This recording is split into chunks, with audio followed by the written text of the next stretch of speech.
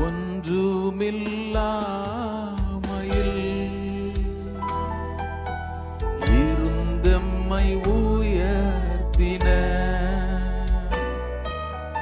உம்மன்பை நினைக்கையிலே உள்ளம் நன்றியால் நிறைந்திடுதே. ஒன்றுமில்லாமையில்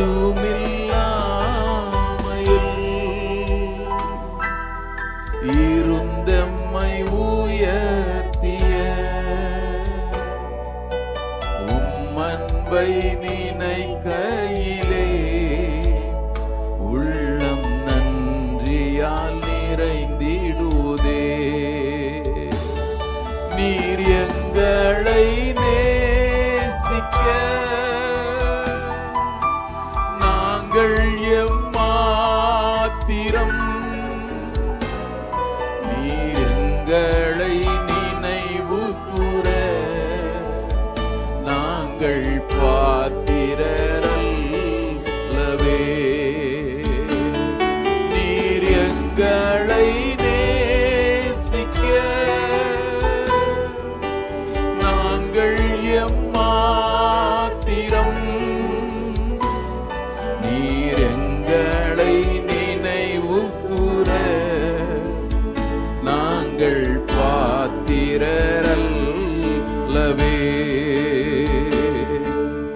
தலைமுறை தலைமுறையா நினைவு கூர்பவரே, தாங்கியே நடத்திடும் உம் தயவை மறப்பேனோ. தலைமுறை தலைமுறையா தாங்கிடும் தயாபரரே, தாங்கியே நடத்திடும் உம் தயவை மறப்பேனோ. எல்லாரும் கரங்களை உயர்த்தி நீர் எங்களை நேசிக்க நாங்கள் எம்மாத்திரம், நீர் எங்களை நினைவு கூற நாங்கள் பாத்திரரல்லவே. நீர் எங்களை நேசிக்க நாங்கள் எம்மாத்திரம், நீர் எங்களை நினைவு கூற நாங்கள் பாத்திரரல்லவே. நீர் எங்களை நேசிக்க, எல்லாரும் கரத்தை உயர்த்தி நீர் எங்களை நேசிக்க. இயேசுவே நாங்கள் எம்மாத்திரையா, நாங்கள் எம்மாத்திரம், நீர் எங்களை நினைவு கூற நாங்கள் பாத்திரரல்லவே.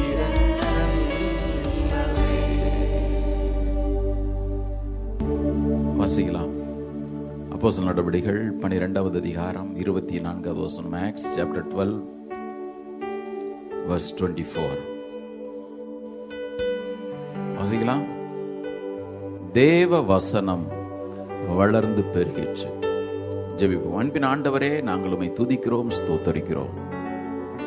இந்த நல்ல காலை நேரத்திலும் எங்கள் நடுவிலே உலாவுகிறீர், அதற்காய் ஸ்தோத்திரம். நாங்களுமே நேசிக்கிற ஐயா, உடைய பரிசுத்த பாதங்களை நாங்கள் முத்தம் செய்கிறோம். எங்கள் தேவ நீர் உம்மை எங்களுக்கு வெளிப்படுத்தினீர், அதற்காய் நன்றி. நீர் எங்களை நேசிக்கிறதற்கு நாங்கள் எம்மாத்திரம் ஐயா. தலைமுறை தலைமுறையா எங்களை தாங்கி நடத்துகிற நல்லவர் நீர். நன்றி ஐயா, உமக்கு ஸ்தோத்திரம். ஆண்டவரே, இந்த வசனத்தை கொண்டு கர்த்தர் எங்களோடு பேசுவீராக. எங்கள் இருதயம் இன்றைக்கு கிறிஸ்துவுக்குள் ஸ்திரப்படட்டும். தேவனை சார்ந்து வாழுகிற அனுபவம் எங்கள் வாழ்க்கையிலே பெருகட்டும் ஐயா. எல்லா இடையூறுகளையும் இடைஞ்சல்களையும் நசரனாக இயேசு கிறிஸ்துவின் நாமத்தினாலே நான் இன்றைக்கு கடிந்து கொள்கிறேன். எங்கள் தேவன் எவ்வளவு பெரியவர் என்பதை நாங்கள் பார்க்கத்தக்கதா எங்களுடைய கண்களை திறப்பீராக. உமக்கு நன்றி, உமக்கு நன்றி. புல் உலரும், பூ உதிரும், உம்முடைய வசனமோ என்றென்றைக்கும் நிலைத்திருக்குமே தகப்பனே. எங்கள் வாழ்க்கையில் அது ஆழமான கிரியை நடப்பிக்கட்டும். உமக்கு நன்றி ஐயா. வசனத்தை விளக்கி சொல்ல தேவன கிருபையில் அடியனுக்கு தார். காணிக்கை கர்த்தர் ஆசீர்வதியும். உடைய பிள்ளைகளாகிய நாங்கள் அறிக்கையிட்டதன்படி ஒவ்வொருடைய பாத்திரங்களை நிரம்பி வழியை செய்யும். தடைகளை தகர்த்து போடுவீராக. துதி கன மகிமையெல்லாம் ஒருவருக்கு எடுக்கிறோம். மீட்பர் இயேசுவின் நாமத்தில் எங்களை தாழ்த்தி ஜெபிக்கிறோம் நல்ல பிதாவே. உட்காரும். கர்த்தருடைய பரிசுத்த நாமத்திற்கு மகிமை உண்டாவதாக. கர்த்தர் நல்லவர், அவர் கிருபை என்றும் உள்ளது. இன்றைக்கு தேவ செய்திக்கு நான் கொடுக்க விரும்புகிற தலைப்பு த பவர் ஆஃப் பிரேயர், ஜெபத்தின் வல்லமை. இந்த 12வது அதிகாரம் அப்போஸ்தலர் நடபடிகள் நம்ம எல்லாருக்குமே ரொம்ப பரிச்சயமான ஒரு அதிகாரம். 2 முறை நம்ம இதிலிருந்து நம்ம செய்தியை தியானித்திருக்கிறோம். இந்த அதிகாரம் சபை சரித்திரத்திலே ஒரு பெரிய திருப்பு முனையாக அமைந்த ஒரு அதிகாரம். நம்ம இன்னைக்கு வாசிக்க கேட்டோம்ல, ஏரோது ராஜா யோவானின் சகோதரனாகிய யாக்கோபை பட்டயத்தினாலே கொலை செய்கிறான். இப்போ அது யூதர்களுக்கெல்லாம் ரொம்ப பிரியமா இருக்குன்னு தெரிஞ்ச உடனே பேதுரு குடிச்சிட்டு வந்து அவனையும் தலையை துண்டிக்கலாம் அப்படின்னு சொல்லிட்டு சிறைச்சாலையிலே போடுகிறான்.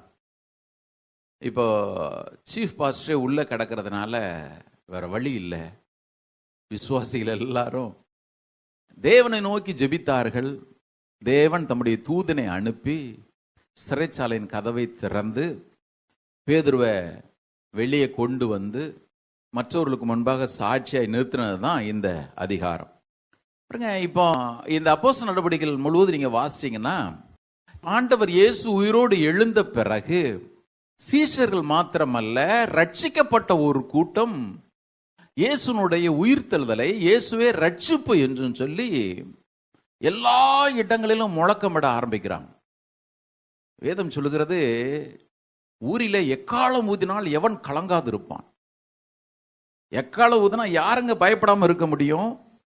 ஊரில் எக்காலம் ஊதினால் எல்லாரும் கலங்குவாங்க. இப்போ ஒரு கூட்டம் எழும்புது. என்ன கூட்டம்? ரட்சகர் வந்திருக்கிறாரு, ரட்சகர் சிலுவையிலே ரத்தம் சிந்தினார், ரட்சகர் மரித்தார், ரட்சகர் உயிரோடு கூட எழுந்தார், அவராலே அல்லாமல் ரட்சிப்பே கிடையாது. இன்றைக்கு பாவம் ஒன்று உண்டு, அந்த பாவத்திலிருந்து விடுதலை வேணும். தேவனுடைய நீதி உண்டு, அந்த நீதியை பின்பற்ற வேண்டும் என்று சொல்லி எக்காலம் போல ஊதுறாங்க. எல்லாருக்குள்ளும் கலக்கும். ஒரு கூட்டம் நித்திய ஜீவனுக்கு என்று யாரையெல்லாம் முன்குறித்தாரோ அவங்க எல்லாம் வந்து உள்ள சேர்றாங்க, சபைக்குள்ள சேர்றாங்க. யூதர்களுக்கு கலக்கம். என்ன இது, நம்முடைய மார்க்கத்துக்கு விரோதமா இன்னொரு கூட்டம் எழும்புத. இயேசு நியாயப்பிரமாணத்தை அழிக்கிறதற்கல்ல, நிறைவேற்றுகிறதற்கே வந்தார். இது எப்பொழுதுமே நம்ம ஆளுங்களுக்கு இந்த புரிந்து கொள்ளுதல்ன்றது இருக்கவே இருக்காது பாருங்க. இப்போ யூதர்கள் ஒரு விதமா எழும்புறாங்க. மாத்திரமல்ல, இப்ப ரோம பேரரசு அவங்களுக்கு விரோதமா இருக்கு. ஏன் அப்படின்னு கேட்டீங்கன்னா, சீசர் இஸ் லார்ட், ராயனே தெய்வம் அப்படின்னு சொல்லிட்டு வருஷத்துக்கு ஒரு முறை அவங்க முழங்கணும். இப்ப அதை சொல்றதுக்கு இந்த கூட்டம் ரெடியா இல்ல. இந்த கூட்டம் சொல்லுது இயேசுவே ஆண்டவர்னு உயர்த்தி பிடிக்குது. எல்லாரும் கரங்கள் உயர்த்தி சத்தம் வரையில சொல்லுவோமா? இப்போ ரோமர்களுக்கும் கலக்கம், யூதர்களுக்கும் கலக்கம். ஆளுங்க நம்ம செய்யறது ஆயுதம் எடுக்கிறது தானே, ஆயுதம் எடுக்கிறது தான்.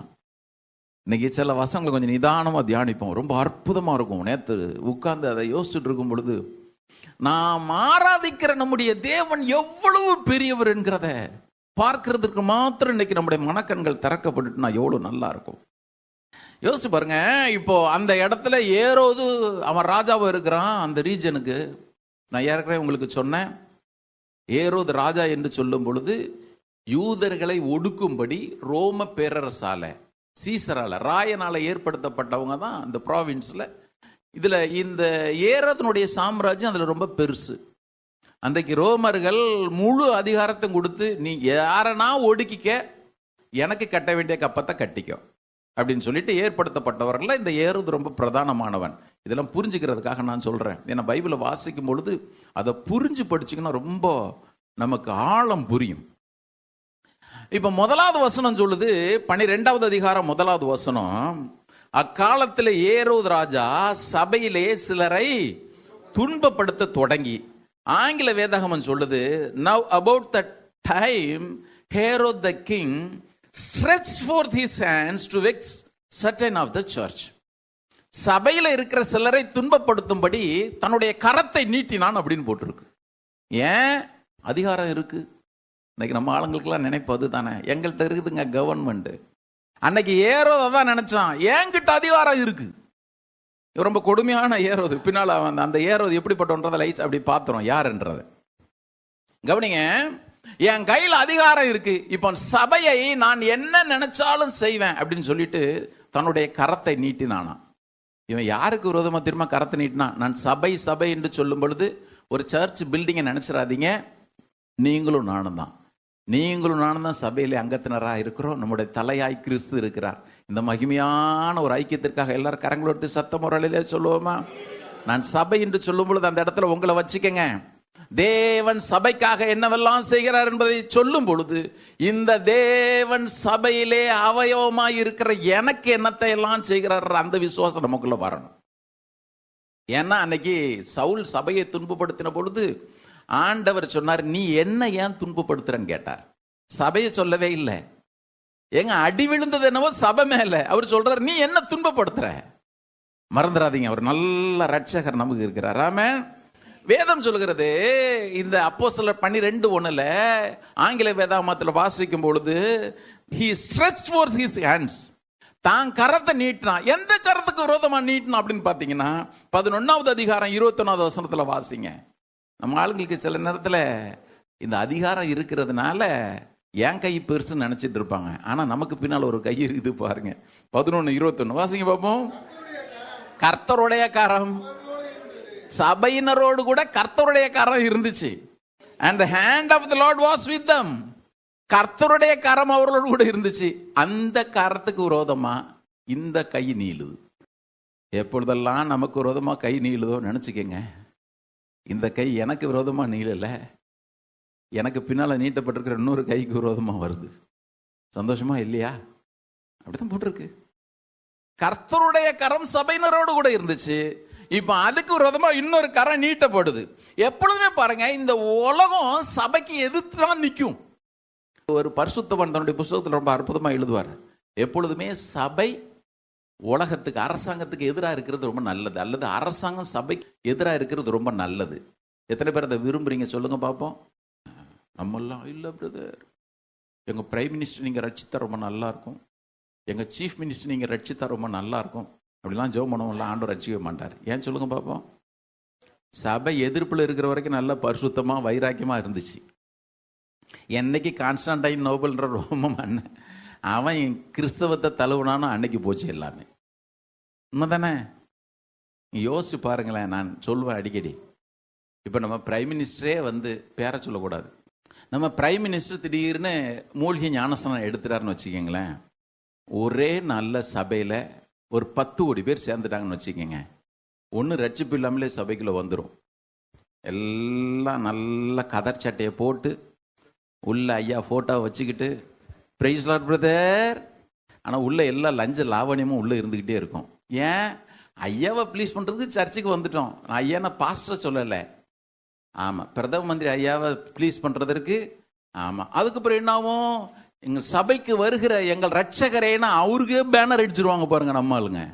அவரை வளர்க்கறதுக்கு ஒரு 40 பிஷப் இருப்பாங்க. அவருக்கு பூர்ண கும்ப மரியாதை கொடுத்து ஆண்டவரை வெளியே தள்ளி தள்ளி தள்ளி ஆண்டவர் உட்கார்ந்து அப்படி தூரத்துல நின்று பார்த்துட்டே இருப்பார்.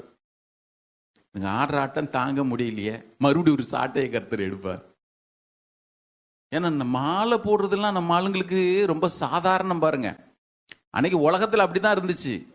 பவுலுக்கும் பர்னபாவுக்கும் பார்த்தீங்கன்னா மாலை போடுறது மாத்திரமல்ல, பலி செலுத்துறதுக்கே நம்ம ஆளுங்க ரெடி ஆயிட்டாங்க. இன்னைக்கு அதே மாதிரி தான் பாருங்க, பேனரும் கட் அவுட்டும் அந்த பொன்னாடையும் எல்லாத்தையும் ஆண்டவர் பார்த்துட்டே தான் இருப்பார். தேவன் ஒரு நாள் இது விரும்புறதே இல்லை.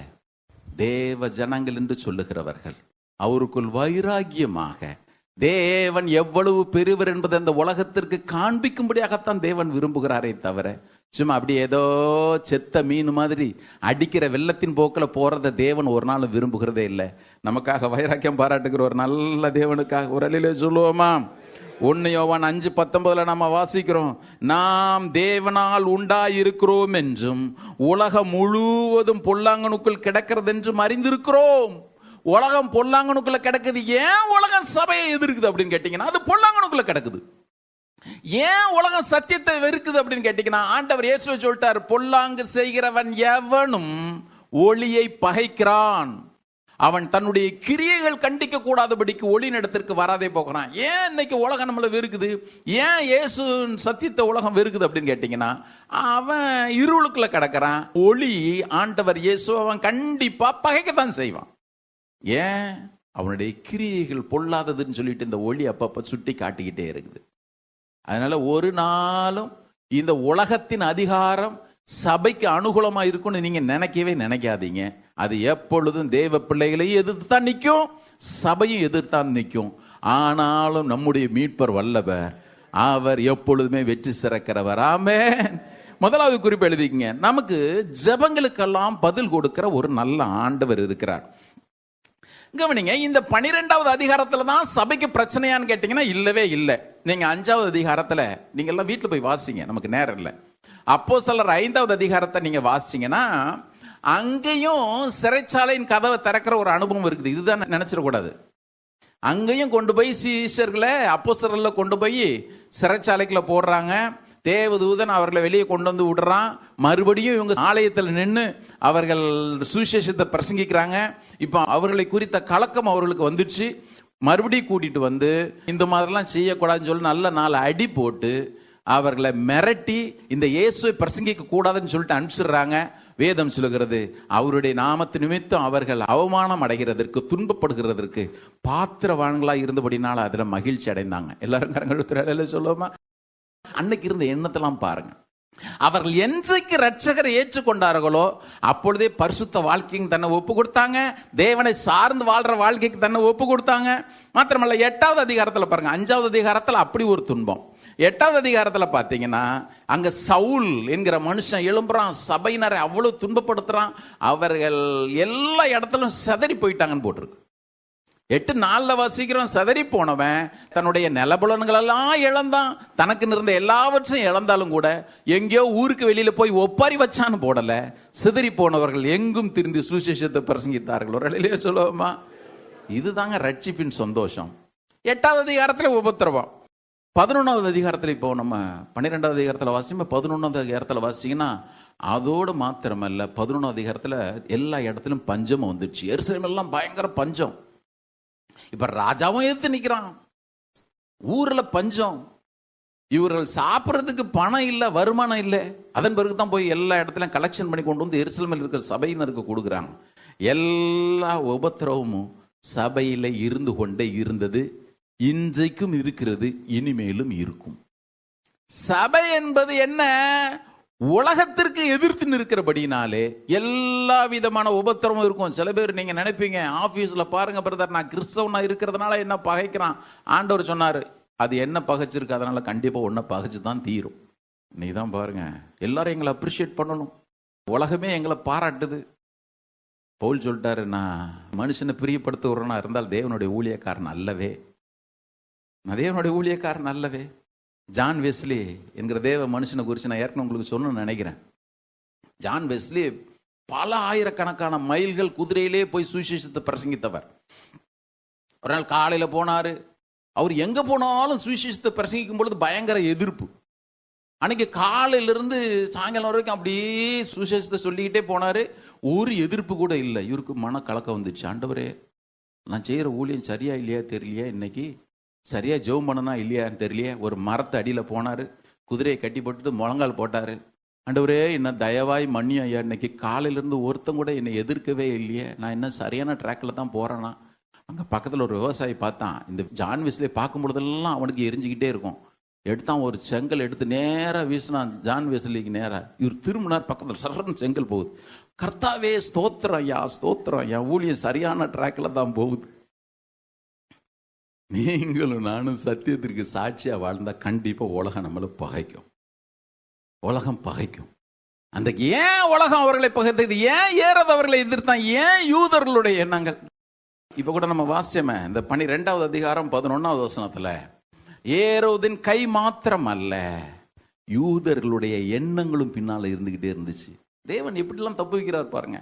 கரத்திற்கு மாத்திரம் அல்ல, அடுத்தனுடைய யோசனைக்கும் கூட நம்மளை தப்பு வைக்கிறார். இந்த யோசனை தீமையா பின்னால வெளிப்படுது, இந்த யோசனை கரமாக வெளிப்படுது, அதுலயும் தப்பு வைக்கிறதுக்கு கர்த்தருடைய கரம் இருக்குது. இந்த ஏரோது எப்படிப்பட்டவன்? இந்த ஏரோது யார்ன்ற முதல்ல சொல்லிடுறேன்.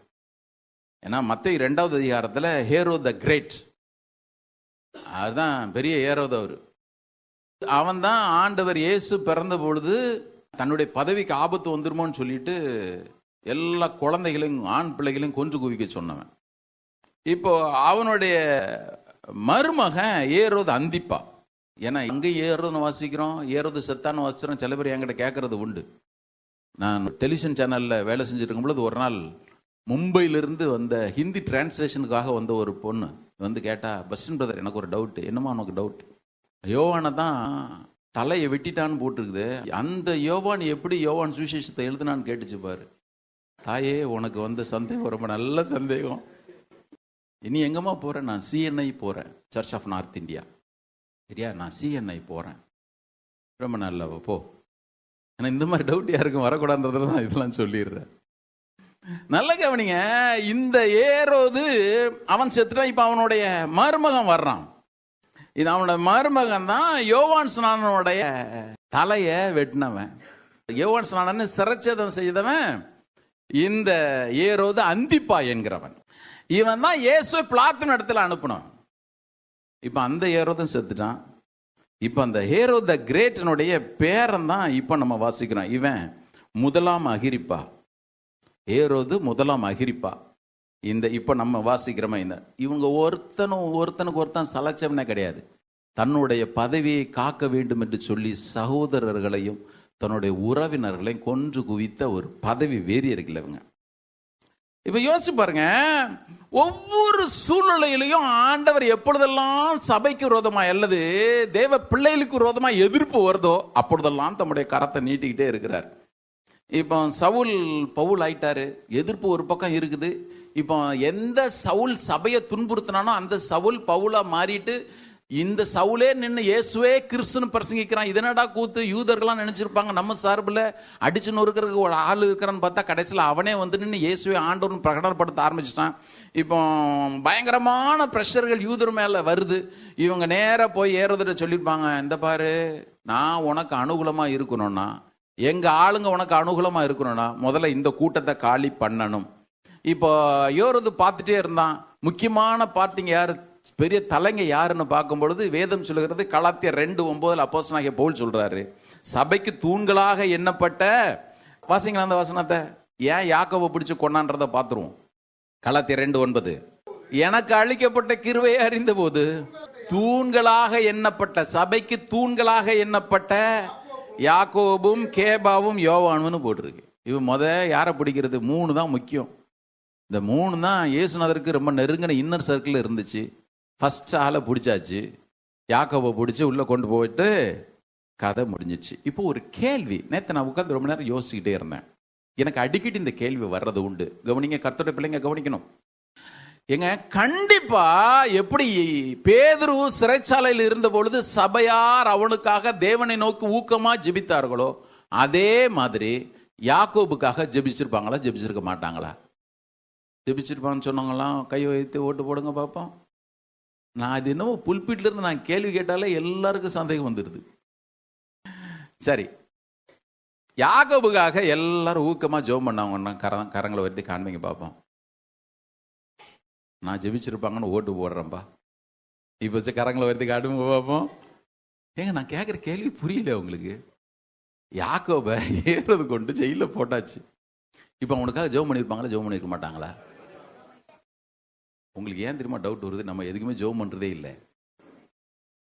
அன்னைக்கு ஜெபம் தாங்க அவங்களுக்கு உயிர் மூச்சு. ஏங்க, அன்னைக்கு ஜெபம் தான் அவங்களுக்கு. இப்ப யாக்கோபை கொண்டாச்சு. தேவன் எதுக்கு அனுமதிச்சார்? கவனிக்கணும், தேவனுடைய சித்தம், அவருடைய கிரியைகளை சில நேரத்தில் நம்மால் அறியவே முடியாது. இன்னைக்கு கூட 55வது அதிகாரத்தில் ஏசாயால வாசிச்சோமே, என்னுடைய வழிகள் உன் வழிகள் இல்லை, உன்னுடைய நினைவுகள் ஏன் நினைவுகள் அல்ல. இந்த பூமிக்கு வானம் எவ்வளவு உயரமா இருக்குதோ அதே மாதிரி தான் ஓன் நினைவும் என் நினைவும், என் வழியும் ஓன் வழியும். தேவன் ஏங்க இதை செய்யறாரு? திரும்ப உங்களுக்கு நான் ஒரு காரியத்தை வலியுறுத்த விரும்புறேன். தேவன் தாம் செய்கிற ஒவ்வொரு கிரியைகளுக்கும் பின்னால ஒரு காரணம் உண்டு. உங்களுக்கு எனக்கும் புரியலன்றதற்காக தேவன் அவர் செய்ய தவறினார் என்பதையோ அல்லது தேவன் இந்த காரியத்தில் அவர் இயலாமற் போயிட்டாருன்னு சொல்ல யாரும் முடிவு கட்டவே கூடாது. உதாரணத்திற்கு நான் நேற்று வாசிக்கும் பொழுது ஏன் இந்த யாக்கோபு ஆண்டவர் இந்த பாதையில் போகிறதுக்கு அனுமதிச்சார் அப்படின்னா, வாசிடலாமா? மார்க் 10வது அதிகாரத்தில் யாக்கோபும் யோவானும் ஒரு இடத்துல வர்றாங்க. ஒரு இடத்துல அவனுடைய அம்மா தான் வந்து கேட்டதா போட்டிருக்கு. ஆனால் இந்த மார்க் 10வது அதிகாரத்தில் வாசிங்க 2 பேரும் வந்து ஆண்டவர்கிட்ட கேட்குறாங்க. மார்க் 10:35 நான் வாசிக்கிறேன். ஆண்டவர் பாடுகளை பற்றி பேசுறாரு. நல்லா கவனிக்கணும். ஆண்டவர் பாடுகளை பற்றி பேசுறாரு. என்ன, இதோ எருசலேமுக்கு போகிறோம், அங்கே மனுஷகுமாரன் பிரதான ஆசாரியர் இடத்திலும் வேத பாரகர் இடத்திலும் ஒப்பு கொடுக்கப்படுவார். அவர்கள் அவரை மரண ஆக்கினைக்குள்ளாக தீர்த்து புறதேசத்தார் இடத்துல ஒப்பு கொடுப்பார்கள். அவர்கள் அவரை பரியாசம் பண்ணி அவரை வாரினால் அடித்து அவர் மேல் துப்பி அவரை கொலை செய்வார்கள். ஆகிலும் 3ஆம் நாளிலே அவர் உயிரோடு எழுந்திருப்பார் என்றார். அப்பொழுது செபதேயுவின் குமாரராகிய யாக்கோபும் யோவானும் அவரிடத்துல வந்து, போதகரே, நாங்கள் கேட்டுக்கொள்ள போகிறது நீர் எங்களுக்கு செய்ய வேண்டும் என்று விரும்புகிறோம். அவர் அவர்களை நோக்கி, நான் உங்களுக்கு என்ன செய்ய வேண்டும் என்று விரும்புகிறீர்கள் என்று கேட்டார். அதற்கு அவர்கள், உமது மகிமையிலே எங்களில் ஒருவன் உமது வலது பாரிசத்திலும் ஒருவன் உமது இடது பாரிசத்திலும் உட்கார்ந்திருக்கும்படி எங்களுக்கு அருள் செய்ய வேண்டும். சரியா? நீர் சிங்காசனத்தில் வீற்றிருப்பீர் ஆண்டவரே, எல்லா கண்களும் பார்க்கும். அப்போ யோவான் ரைட் சைட்ல உட்கார்ந்துருந்தா நான் லெஃப்ட் சைட்ல உட்கார்ந்துருக்கணும், அல்லது நான் ரைட்ல உட்கார்ந்துருந்தேன்னா யோவான். ஒரு யோவான் சொன்னானோ யாக்கோபு சொன்னானோ தெரியல, பட் 2 பேரும் சேர்ந்தே சொன்னாங்க. ஆண்டவர் அவர்களுக்கு சொன்ன வார்த்தையை கவனிங்க. இயேசு அவர்களை நோக்கி, நீங்கள் கேட்டுக்கொள்கிறது என்னதென்று உங்களுக்கே தெரியவில்லை. நான் குடிக்கும் பாத்திரத்தில் நீங்கள் குடிக்கவும் நான் பெறும் ஸ்நானத்தை நீங்கள் பெற உங்களால் கூடுமா என்றார். அதற்கு அவர்கள், கூடும். அவர் பேசுறது பாடுகளை பத்தி பேசிட்டு இருக்கிறாரு. இவங்க சொன்னா அதெல்லாம் முடியும், எழுதப்பட்டது போ, கூடும் என்றார்கள். இயேசு அவர்களை நோக்கி, நான் குடிக்கும் பாத்திரத்தில் நீங்கள் குடிப்பீர்கள், நான் பெறும் ஸ்நானத்தையும் நீங்கள் பெறுவீர்கள் அப்படின்னு சொல்லிட்டு, ஆனாலும் என் வலது வருஷத்திலும் இடது வருஷம் உட்கார்ந்திருக்கபடி எவர்களுக்கு ஆயத்தம் பண்ணப்பட்டிருக்கிறது அவர்களுக்கு அல்லாமல் மற்றொருவருக்கும் அதை அருளுவது என் காரியம் அல்ல என்றார். நிறுத்தல சொல்றது அந்த, எதுக்கு இதே போட்டு பேசிக்கிட்டே இருக்கிற? நல்லா கவனிக்கணும். இயேசு என்னால முடியாதுன்னு சொல்லவே இல்லை. அவர் சொல்லவே இல்லை. அவர் சொன்னதனுடைய அர்த்தத்தை புரியணும். பின்னால வெளிப்படுத்தின விசேஷத்துல வாசிக்கிறோம், ஜெயங்கொள்ளுகிறவன் எவனோ அவனுக்கு நான் எப்படி ஜெயம் கொண்டு பிதாவினுடைய சிங்காசனத்தில் அவரோடு கூட உட்கார்ந்து இருக்கிறேனோ அவனும் என்னோடு கூட உட்காரும்படி அவனுக்கு அருள் செய்வேன் என்கிற அதிகாரத்தை உடையவர். இந்த இடத்துல சொல்லிட்டார். இந்த பாரு, இந்த எண்ணத்தெல்லாம் வச்சுக்கிட்டு இங்க வராத. அதுதான் அர்த்தம். முடியாதுன்னு சொன்னா அவரால் செய்ய முடியாது என்ற அர்த்தம் இல்லை. அதை புரிஞ்சுக்கணும். நான் சொல்றது உங்களுக்கு புரியுதா புரியலையா? அவரால் எல்லாம் முடியுங்க. அவர் சொல்றாரு, இந்த பாரு, இந்த காரியம் உனக்கு இல்லை, இதை பத்தி நீ இப்ப பேசாத. இன்னொருத்தல சொல்றதா, நீ அங்கேயும் வந்துகிட்டு யார் பெரியவன் காட்டுறதை விரும்பாத. இந்த எண்ணத்தெல்லாம் முதலாவது எடுத்து போடு. நான் கேட்கிறேன், ஆண்டவர் நினைச்சிருப்பாரு, நான் குடிக்கிற பாத்திரத்துல குடிக்கிறதுக்கு ரெடி, நான் பெற ஸ்நானத்தை பெறதுக்கு நீ ரெடின்னு தானே சொல்ற. சரி, போ, அந்த பாக்கியத்தை நான் உனக்கு தர்றேன். மறுபடியும் சொல்றேன், அவருடைய நாமத்திற்காக அவமானப்படுகிறதை, பாடுபடுகிறதை அவர்கள் பாக்கியமாக கருதினார்கள் போட்டிருக்கு. எல்லாரும் ஒரு அடையில சொல்லுங்க பாப்போம். ஹல்லேலூயா. கர்த்தர் அனுமதிச்சாரு என்னமோ தெரியல, கர்த்தர் அனுமதிச்சாரு என்னமோ தெரியல. கவனிங்க, இப்போ யாக்கோபு தலை சிரச்சேதம் பண்ணியாச்சு, தலையை வெட்டியாச்சு.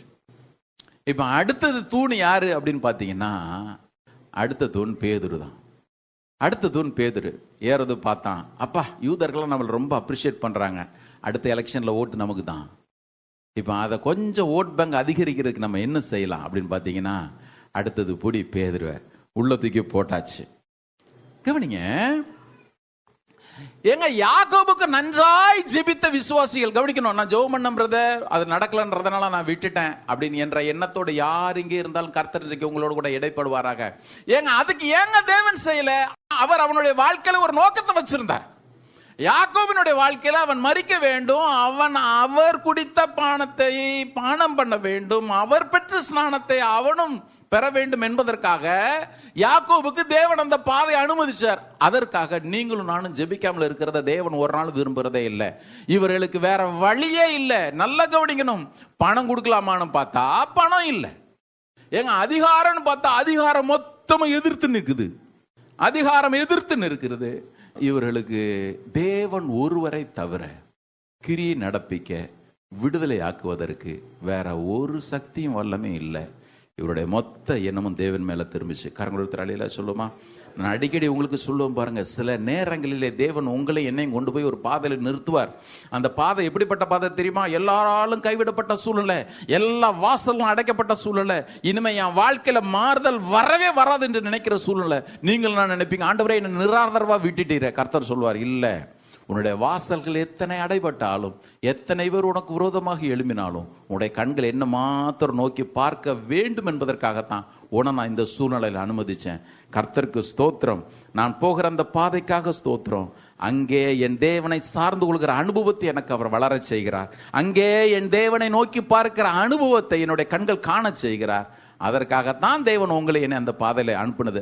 அன்னைக்கு தேவன் ஏன் சபையினர் அந்த பாதையில போக செஞ்சார் அப்படின்னு கேட்டீங்கன்னா, ஏரோது என்கிற அந்த கொடியவனுக்கு விரோதமாக யாரும் போக முடியாது, யாரும் ரெக்கமெண்ட் பண்ண முடியாது.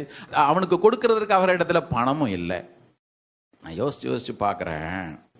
12வது அதிகாரம் 5வது வசனத்தை வாசிங்க பார்ப்போம். அப்படியே பேதுரு சிறைச்சாலையிலே காக்கப்பட்டிருக்கையில் சபையார் அவனுக்காக தேவனை நோக்கி ஊக்கத்தோடே ஜெபம் பண்ணினார்கள். ஆங்கிலத்தில் சொல்லுது, but prayer was made without ceasing of the church unto God for him. இடைவிடாம ஜெபம் மாத்திரம் போயிட்டு இருக்குது. நான் நினைக்கிறேன், அன்னைக்கு பெரிய மேடை இல்லை தான், பெரிய சபை கட்டடம் இல்லை தான், கீபோர்டு இல்லை தான், நல்ல ஆராதனை வீரர்கள் இல்லை தான். ஆனால் தேவன் இருந்தார். அவர் கொடுத்த அதிகாரம் இருந்தது. தேவனை பற்றுகிற விசுவாசம் இருந்துச்சு. இடைவிடாமல் ஜெபம். ஒரு எண்ணம் வந்திருக்கும். நல்லா கவனிங்க, இந்த வார்த்தை ரொம்ப முக்கியம். அவர்கள் தேவனை நோக்கி ஜெபம் பண்ணார்கள் கூட போடல, தேவனை நோக்கி. அவருடைய பார்வை தேவன் மேல இருக்கிறது மாத்திரம் தவறவே இல்லை. பின்னால ஒரு எண்ணம் வந்திருக்கும். யாக்கோபுக்கு ஜெபிச்சமே, ஏன் இந்த தேவன் கேட்கல? பேதுருக்கு மாத்திரம் ஜெபிக்கிறது என்ன தேவன் கேட்டுற போறாரா என்ன? எப்படியும் சபையில 2-3 விசுவாசின்ற பேர் இருக்குதான் செஞ்சிருக்கோம், சொல்லியிருக்கோம். யாக்கோபுக்கும் ஜெபம் பண்ண தான் செஞ்சோம். வாயை திறந்து சொல்லணும்னா கூட பின்னால என்ன ஓடிட்டே இருந்திருக்கும். யாக்கோபுக்கு ஜெபம் பண்ணோம், கர்த்தர் கைவிட்டாரு. இப்போ பேதுருக்கு நாளைக்கு வெட்டப்பட்ட தலையோடு தான் எத்தனையோ பேர் கண்களில் தரிசனம் இருந்துகிட்டே இருந்திருக்கும். கர்த்தருக்கு ஸ்தோத்திரம், ஒரு கூட்டம் இருந்துச்சு. தேவன் தம்முடைய சிங்காசனத்தில் வீற்றிருக்கிறவர், தம்முடைய தயவுள்ள சித்தத்தை நிறைவேற்றுகிறவர். இடைவிடாமல் தேவனே, கண்கள் ஒரு நாள் ஏறது மேல போகல. திரும்ப நான் சொல்றேன், ஏன் தேவனை நோக்கி அவர்கள் ஜெபம் பண்ணார்கள். ஆவியானவர் எழுதி வச்சிருக்கிறாரு. ஒரு நாளும் ஏறது எவ்வளவு பெரிய கொடிங்கிறது மேல எண்ணம் போகவே இல்லை. எங்களுக்கு ரெக்கமெண்ட் பண்றதுக்கு ஆள் இல்லையே ஆண்டவர்னு சொல்லிட்டு மனுஷன் மேல கண்கள் போகல. சூழ்நிலைகள் ஒன்று கூட நம்பிக்கைக்கு ஏதுவாக இல்லைன்னு சொல்லிட்டு சூழ்நிலைக்கு மேல கண்கள் பதிக்கல. தேவன் எவ்வளவு பெரியவர், ரட்சித்தவர் எவ்வளவு உண்மையுள்ளவர், அவர் சகலத்தையும் செய்ய வல்லவர், அவர் செய்ய நினைத்தது தடைப்படாதுன்னு சொல்லிட்டு கண்கள் எல்லாருடைய கண்களும் அவர் மேல இருந்துச்சு. அவர் மேல இருந்ததுனால, தேவன் பெரியவர் என்று பார்த்ததுனால ஜெபிக்கிறதற்கு அவர்களுக்கு தடை இல்லவே இல்லை. கடந்த கால சூழ்நிலையில் ஒன்னையுமே பார்க்கல. ஜெபங்களுக்கு பதில் கிடைக்காத சூழ்நிலை இருந்துச்சு. அது தேவனுடைய இயலாமையின் வெளிப்பாடாக அவர்களுக்கு தோணல. அவருடைய எண்ணம் எல்லாம் அவர் சித்தத்தை நிறைவேற்றாரு. அன்னைக்கு அவர் செய்யலன்றதற்காக இன்றைக்கு அவர் செய்ய மாட்டார் என்பது அர்த்தம் அல்ல. அதிலே ஒரு திட்டத்தை வைத்திருந்தவர். இதுல கண்டிப்பாக நீர் செய்வீர் ஆண்டவரே, எங்களுக்கு செய்யும் ஆண்டவரேன்னு சொல்லிட்டு நேர கண்கள் அவருக்கு நேராக திருப்பினாங்க. கர்த்தருக்கு ஸ்தோத்திரம். ஆண்டவர் கூட அதை தான் சொன்னார் பாருங்க. வாசிக்கலாமா? லூக்கா 18வது அதிகாரம். மற்ற எல்லா சுவிசேஷ புஸ்தகங்களை விட லூக்கா சுவிசேஷம் தான் அதிகமா ஜெபத்தை ரொம்ப வலியுறுத்துது. ஏசு ஜெபித்தார் ஜெபித்தார் ஜெபித்தார்னு போடுறதுக்கு லூக்கா எழுதின சுவிசேஷம் தான். வேணா அதையும் கூட இந்த வாரத்துக்கு ஒரு முறை வாசிச்சு முடிச்சிருங்க. கர்த்தர் நல்லவர். வாசிக்கலாமா? 18வது அதிகாரம் லூக்கா 18. சோர்ந்து போகாமல் எப்பொழுதும், இந்த வசனத்தை நிறைய முறை நான் சொல்லிட்டேன், சோர்ந்து போகாமல் எப்பொழுதும் ஜெபம் பண்ண வேண்டும் என்பது கட்டளை, ஆலோசனை கிடையாது. ஆலோசனை கிடையாது. எப்பா ஜெபம் பண்ணுங்கப்பா கெஞ்சுறதும் கிடையாது. இது அவருடைய கட்டளை. எல்லாரும் சேர்ந்து வாசிங்க. சோர்ந்து போகாமல் எப்பவாவது சோர்ந்து போகாமல் எப்பவாவது ஜெபம் பண்ண வேண்டும். ரொம்ப நல்லா இருந்திருக்கும் அப்படி சொல்லியிருந்தாருன்னா, ரொம்ப நல்லா இருந்திருக்குமே. வாசிங்க. சோர்ந்து போகாமல் எப்பொழுதும் ஜெபம் பண்ண வேண்டும் என்பதை குறித்து அவர்களுக்கு அவர் உண்மையை சொன்னார். ஒரு பட்டணத்திலே ஒரு நியாயாதிபதி இருந்தான். அவன் தேவனுக்கு பயப்படாதவனும் மனுஷரை மதியாதவனுமாய் இருந்தான். அந்த பட்டணத்திலே ஒரு விதவையும் இருந்தால், அவள் அவனிடத்துல போய் எனக்கும் என் எதிராளிக்கும் இருக்கிற காரியத்தில் எனக்கு நியாயம் செய்ய வேண்டும் என்று விண்ணப்பம் பண்ணினாள். வெகு நாள் வரைக்கும் அவனுக்கு மனசு இல்லாதிருந்தது. பின்பு அவன், நான் தேவனுக்கு பயப்படாமலும் மனுஷரை மதியாமலும் இருந்தும் இந்த விதவை என்னை எப்பொழுதும் தொந்தரவு செய்கிறபடியினால் இவள் அடிக்கடி வந்து என்னை அலட்டாதபடிக்கு இவளுக்கு நியாயம் செய்ய வேண்டும் என்று தனக்குள்ளே சொல்லி கொண்டான். இந்த அம்மா பண்ற ரப்சர் தாழ முடியல. அதனால இவனுக்கு நியாயம் செய்ய வேண்டும் என்று சொல்லி பின்னும் கர்த்தர் அவர்களை நோக்கி, அநீதி உள்ள அந்த நியாயாதிபதி சொன்னதை சிந்தித்து பாருங்கள். அந்தபடியே தேவன் தம்மை நோக்கி இரவும் பகலும் கூப்பிடுகிறவர்களாகிய தம்மால் தெரிந்து கொள்ளப்பட்டவர்களின் விஷயத்தில் நேடிய பொறுமையுள்ளவராய் இருந்து அவர்களுக்கு நியாயம் செய்யாமல் இருப்பாரோ? இன்னொருத்துல சொல்ற, அந்த நியாயம் செய்கிறதற்கு அவர் ரொம்ப நாளா இழுத்துக்க மாட்டாரு. அநீதியுள்ள நியாயாதிபதி இப்படி இழுத்தடிக்கிற அவனே செஞ்சான்னா, நீதியுள்ள நியாயாதிபதி நம்முடைய தகப்பன் ஆசிரியப்போம் நீடிய இப்போ ரொம்ப இழுத்துக்கிட்டும் போக மாட்டாரு.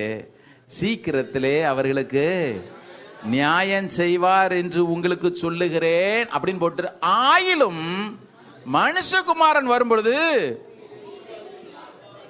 என்ன விசுவாசத்தை காண்பாரோ?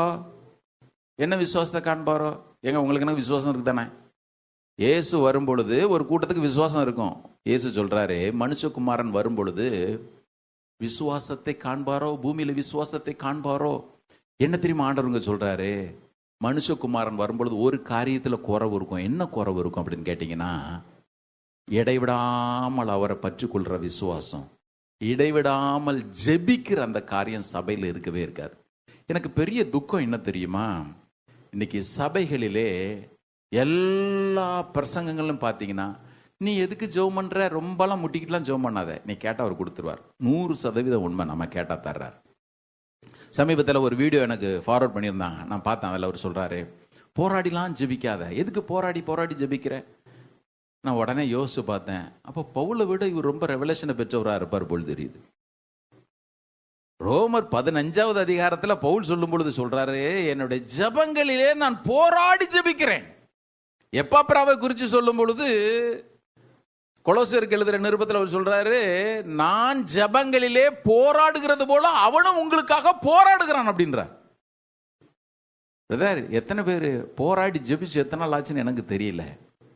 இந்த 18வது அதிகாரத்தில் ஆண்டவர் சொல்லும் பொழுது சொல்றாரு, இரவும் பகலும் தம்மை நோக்கி கூப்பிடுறவருடைய விஷயத்துல தேவன் நீடிய பொறுமையாக இருந்து அவர்களுக்கு நீதி செய்யாமல் இருப்பாரோ? சீக்கிரத்தில் அவர்களுக்கு நியாயம் செய்வார் என்று மெய்யாகவே உங்களுக்கு சொல்லுகிறேன். ஜெபங்களுக்கெல்லாம் பதில கொடுக்குற நல்ல ஆண்டவர் இருக்கிறார். எல்லா கரங்கள் துறையிலே சொல்லுவோமா, நல்லவர் அவரு. இன்னைக்கு சபையில எல்லாம் இருக்குது, ஜெபம் ஒன்றை தவிர. விசுவாசிகள் வாழ்க்கையில ஆலயத்திற்கு போறது இருக்குது, ஊழியம் செய்யறது இருக்குது, ஆடுறது இருக்குது, பாடுறது கொண்டாடுறது எல்லாம் இருக்குது. இந்த ஜெபம் ஒன்றை தவிர மற்ற எல்லாம் இருக்குது பாருங்க. கர்த்தர் இன்னைக்கு நமக்கு கிரியை செய்வாராக, ஜெபிக்கிற ஆவியை தருவாராக. அன்றைக்கு பேதுருவை வெளியே கொண்டு வந்த சிறைச்சாலையின் கதவுகளை உடைத்த அதே ஆண்டவர் இன்னைக்கும் உயிரோட தான் இருக்கிறாரு. சமீபத்தில் ஒரு சின்ன காரியம் வாசிச்சுட்டு இருந்தேன். இந்த ஜெபம் என்பது ஒரு கிறிஸ்தவனுடைய வாழ்க்கையில ஐஸ்பெர்க் மாதிரி.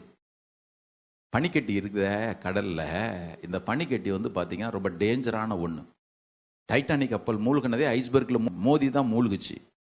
இந்த ஐஸ்பெர்க்கினுடைய தன்மை என்னன்னு கேட்டீங்கன்னா, 100 அடி இருக்கிற ஐஸ்பெர்க் பனிக்கட்டி 10 அடி தான் வெளியே தெரியும், 90 அடி உள்ள இருக்கும் தண்ணிக்குள்ள. இன்னைக்கு சேட்டலைட்லாம் வந்துச்சு, தப்பிட்டாங்கன்னு வச்சுங்க. இன்னைக்கு அந்த டேஞ்சரான ஒண்ணுதான். பனிக்கட்டி 100 அடி உயரம் இருக்குதுன்னா 10 அடி தான் வெளியே தெரியும், 90 அடி தண்ணிக்கு அடியில் இருக்கும்.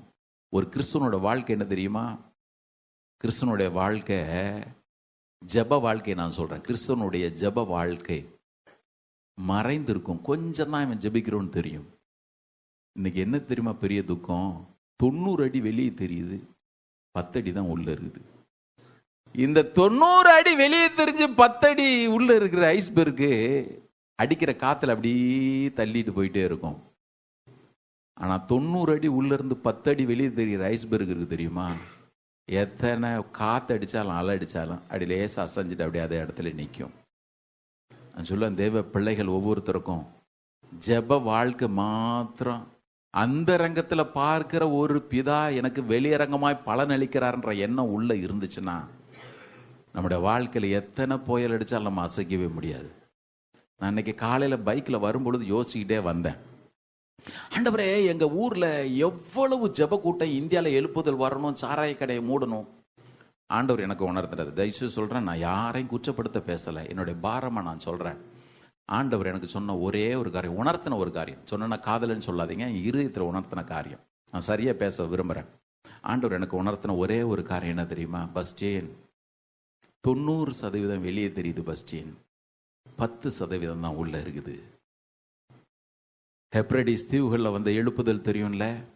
சபைக்கு போக முடியாம கண் பார்வை மங்கி போய் நடக்க முடியாத 2 பாட்டிமாரு பூட்டின வீட்டுக்குள்ள ஆலயத்திற்கு போக முடியல ஆதங்கத்தோடு உள்ள இருந்த, ஆண்டவரே நாங்க வாழ்ற இந்த தீவுல எழுப்புதல உண்டு பண்ணோம். ஊழியக்காரன் யாரும் வரல, வீடியோ கேமரா ஒன்றும் லைவ்ல இல்ல. திரும்பவும் நான் சொல்றேன், வீடியோ கேமரா எதுவுமே லைவ்ல இல்ல பிரதர். எங்கேயும் போஸ்டர் ஒட்டல, எந்த பிரபகண்டா பண்ணல, நாங்க ஜெபிக்க போறோம் எல்லாரும் வாங்கணும் ஒருத்தனும் கூப்பிடல. 2 பாட்டிமார் வீட்டை பூட்டிக்கிட்டு, தேவனே எங்கள் தீவிலை நிர்வாகம் உங்களுடைய அசைவை உங்களுடைய எழுப்புதலை கொண்டு வரும் என்று சொல்லி கதர்னாங்க. ஆங்காங்கே எழுப்புதலின் தீ பற்றி எறிய ஆரம்பிச்சது. ஆங்காங்கே ரட்சிப்பு. பிரதர், இன்னைக்கு நீங்களும் நானும் ஜெபிக்கிறோன்னு உலகம் தெரிய வேண்டிய அவசியமே இல்லை. அவருக்குள் ஆழமாக வேரூன்றுகிற அனுபவம். பூட்டின வீட்டுக்குள்ள அவரே சொல்லிட்டாரு, அப்பொழுது அந்த ரங்கத்திலே பார்க்கிற பிதா வெளியரங்கமாய் பலன் கொடுப்பார். ஆமென். எப்பொழுதெல்லாம் மனுஷனுடைய வல்லமை எதிராக இருந்ததோ அப்பொழுதெல்லாம் பலத்த கிரியை நடப்பிக்கிற ஒரு ஆண்டவர் இருக்கிறார் பாருங்க. நான் அதான் போன வாரமா அதான் சொன்னேன், இன்னைக்கு அதை தான் உங்களை வலியுறுத்த விரும்புறேன். பாபேல் கோபுரம் மொத்த உலகமே அப்படி நிக்குது, வாங்க நமக்கு பேருண்டாக கட்டுவோம். அவர் ஒருத்தர் பார்த்துக்கிட்டே இருந்தாரு. போற போக்கே தழி இல்லையே, நேரா வந்தார். வசனம் சொல்லுது, பாஷைகளை தாறுமாறாக்கினார், மொத்தமும் போச்சு. சிம்பிள். அப்படி காய் நகர்த்தி வச்சுட்டு போயிட்டே இருப்பார் அவர். கடைசி வரைக்கும் நம்மெல்லாம் விசுவாசிகள் ஆண்டவரே ஆண்டவரே ஆண்டவரேனும். அவர் என்ன எழுந்து கூட சொல்ல போற, உங்களுக்கு ஏன் விசுவாசம் இல்லாம போயிடுச்சு, விசுவாசம் இல்லாத சந்ததின்னு சொல்லிட்டு அடி நகர்த்தி விட்டு போயிட்டே இருப்பார். ஆமாம், அவ்வளவு பெரிய தந்திரம் போட்டு பெரிய 50 முழத்துல தூக்கு மரத்தெல்லாம் வச்சு அவ்வளவுதான் கதையை முடிச்சிடறேன் பாரு மொர்தெக்காய.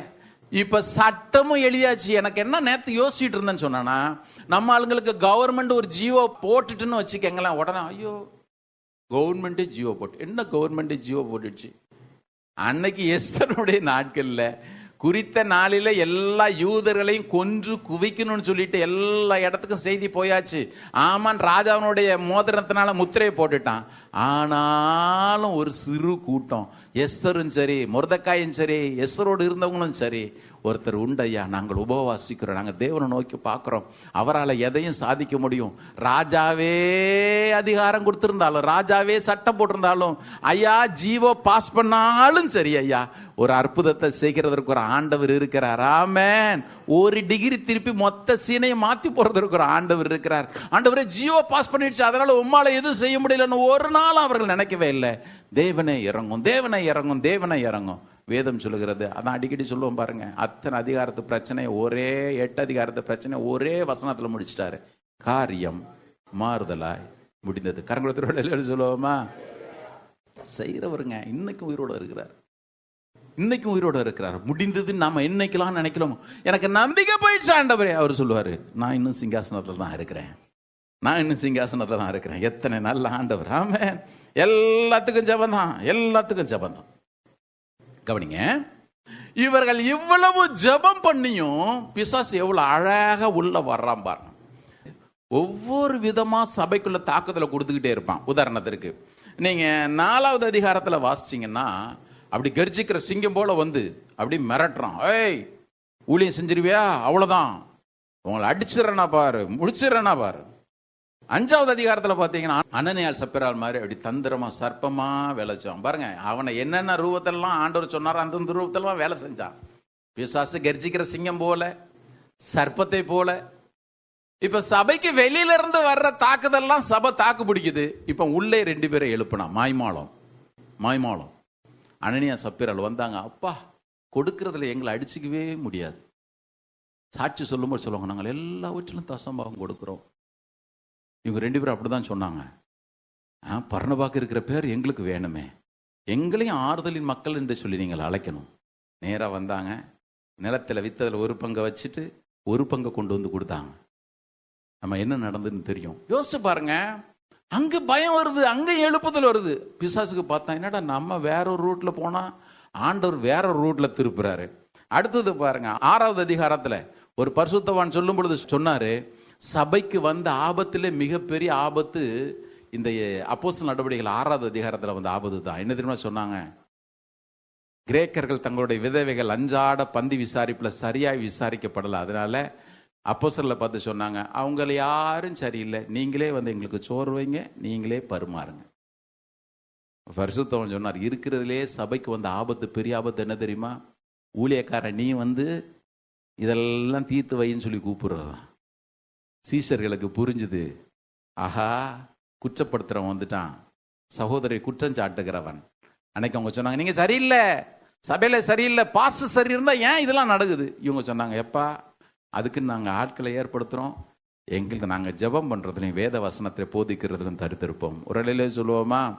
பிசாசு அதோட உடலை 12வது அதிகாரத்தில் ஆதி முதல் அவன் மனுஷ கொலைபாதகராக இருக்கிறான். அவன் யாக்கோபையும் கொலை செஞ்சான்.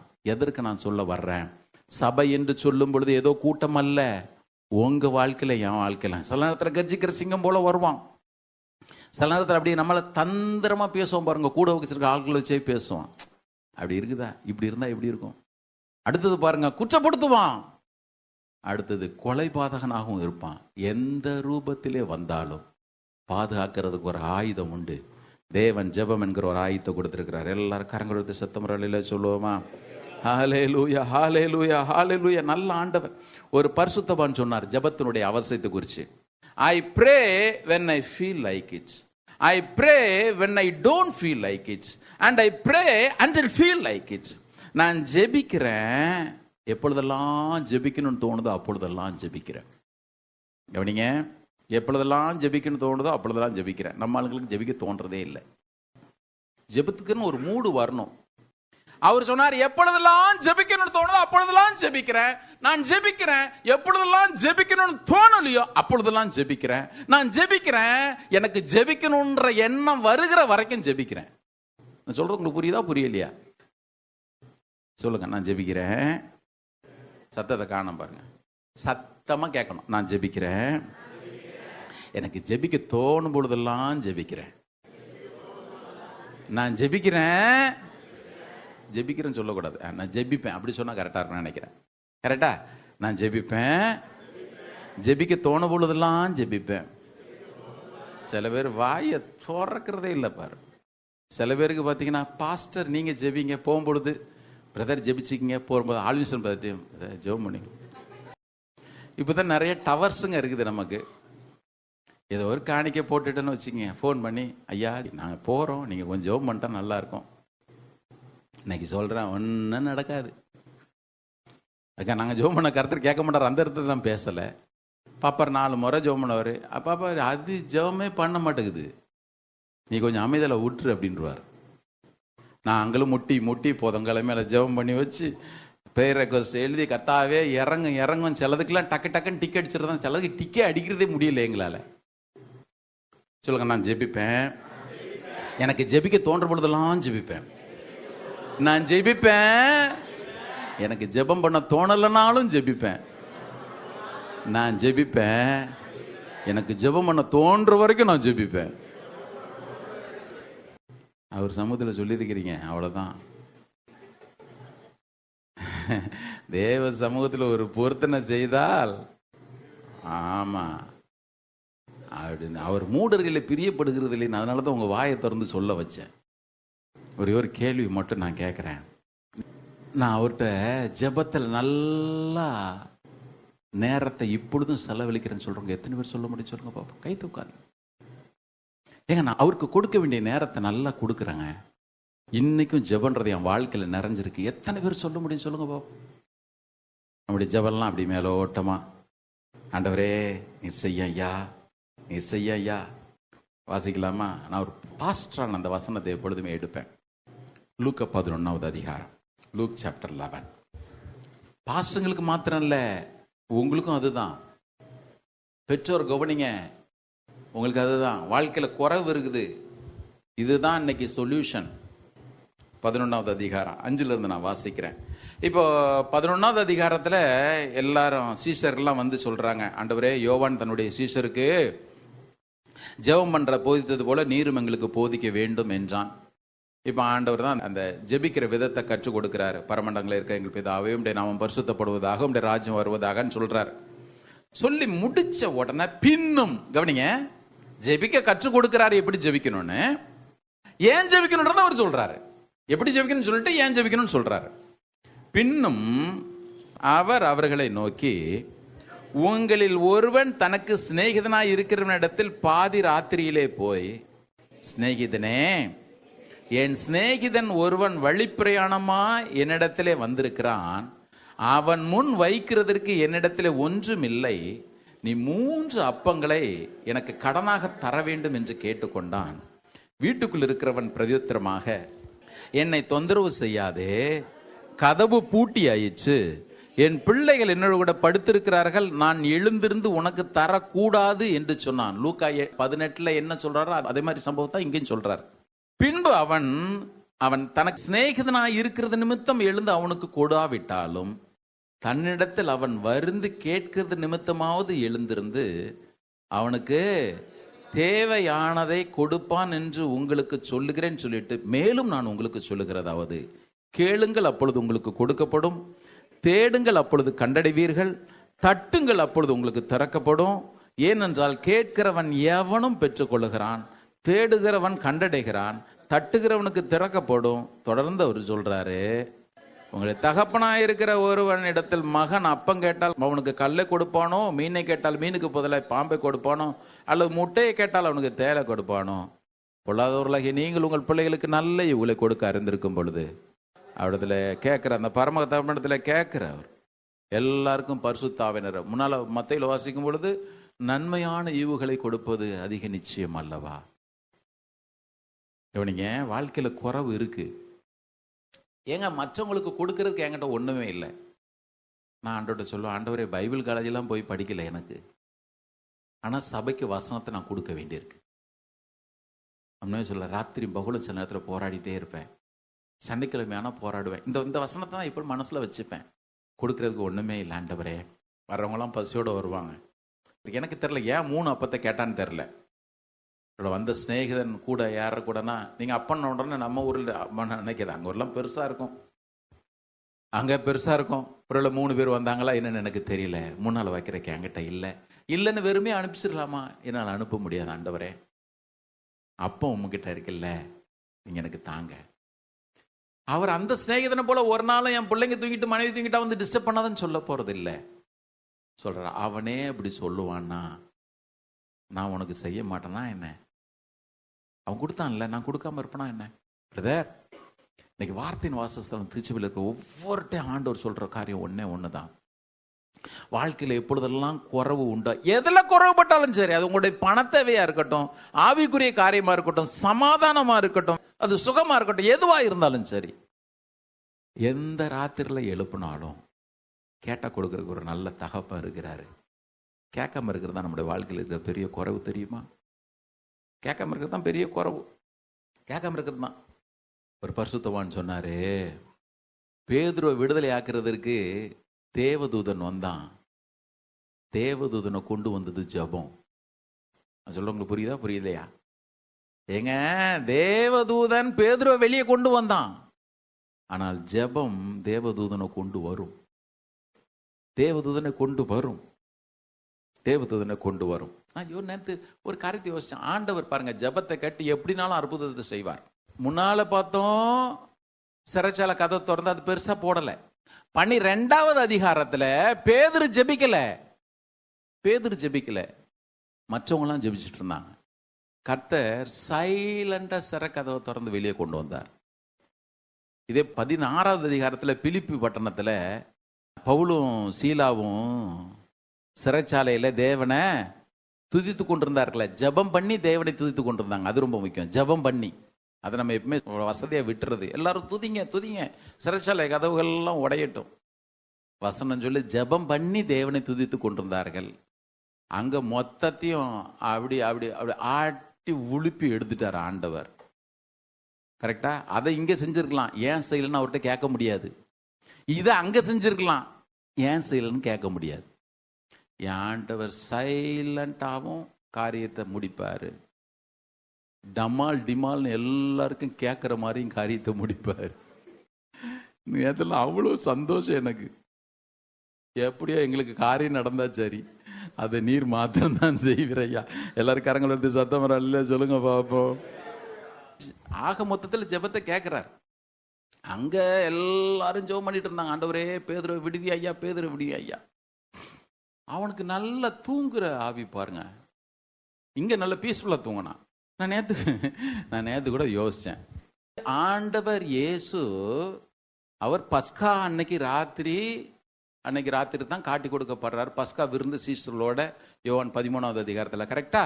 அங்க பஸ்கா விருந்தெல்லாம் சாப்பிட்டுட்டு அங்க போய் கெத்செமனே தோட்டத்தில் இப்போ ஒரு மணி நேரம் ஜெபம் பண்ணுங்கன்னா கோரட்டை பேதுரு கோரட்டை தான் கேட்குது. சரி, மருப மலையில போய் அவ்வளோ குளோரியஸான எக்ஸ்பீரியன்ஸு. அங்க பார்த்தனா அங்க தூக்க மயக்கமாவே இருக்குது. அந்த தூக்கம் வேற.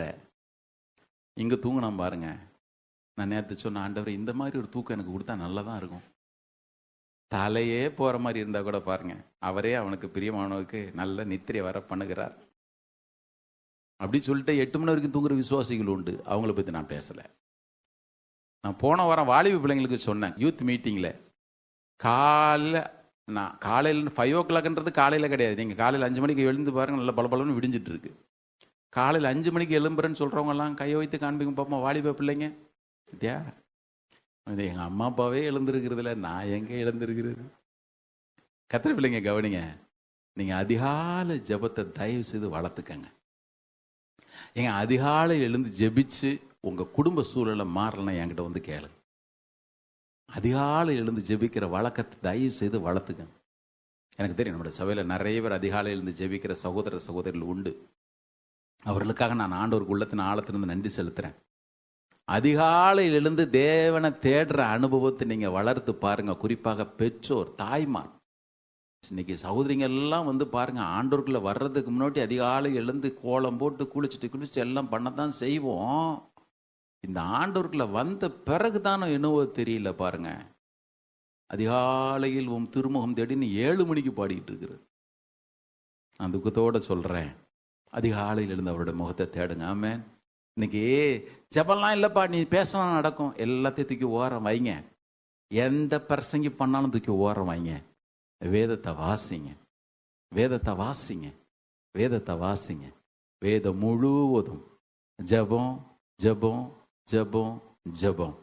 வெறுமனே தாரன் கேட்கறது இல்லை, அவரோட இருக்கிற நல்ல ஐக்கியம். ஆமென். அவரோட நடந்து பழகுகிறவர்கள் மாத்திரம் சொல்ல முடியும். எல்லா சூழ்நிலையிலும் நான் விசுவாசித்திருக்கிறேன் என்னார் என்பதை அறிந்திருக்கிறேன். ஆமென். ஒரு நாளும் அவரை தேடுகிற என்னுடைய முகத்தை அவர் வெட்கப்பட்டு போக விடவே மாட்டார். 2வது குறிப்பு, இந்த குறிப்பிட நான் முடிக்கிறேன். நம்ம எல்லாருக்குமே தெரியும், பேதுரு வந்து ஆண்டவர் வெளியே கொண்டு வந்தார். சிறைச்சாலை கதவை அழகாக திறந்து ரொம்ப டீட்டெயில்டாக போட்டு வச்சிருக்கு. 2 சங்கிலி, 2 காவலர்கள் அழகாக கொண்டு வந்து, பேதுருவே பாருங்க, ஆண்டவர் சிறையிருப்பு திருப்பினா கூட அப்படி சொப்பனம் காண்கிறதாகவே. ஏன்னா தூங்கிட்டே இருக்கணும், வேற என்ன தெரியும், ஏதோ கனவு காண்கிற போல இருக்குது. வசனம் அப்படிதான் சொல்லுது, சீயோனின் சிறையிருப்பை கர்த்தர் திருப்பும் பொழுது சொப்பனம் காண்கிறவர்கள் போல இருந்தோம்.